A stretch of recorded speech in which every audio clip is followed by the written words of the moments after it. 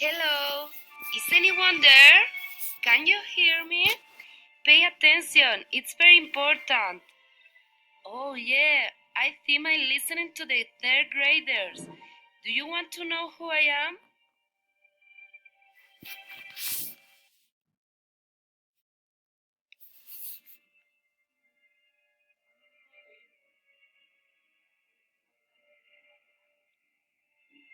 My name is Laura, and I am 10 years old. I came to this temple looking for a treasure, and I need your help. Every day in science class, when you listen to a bell, please pay attention because I will be in a trouble and I will need your help.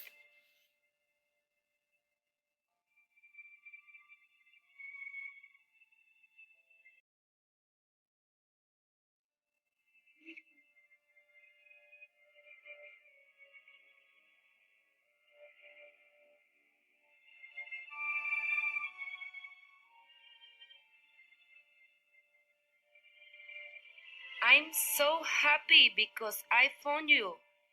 If all together get to find the treasure, I promise you that I will go to the school to visit you and I'm going to give you a part of the treasure and we can all enjoy it.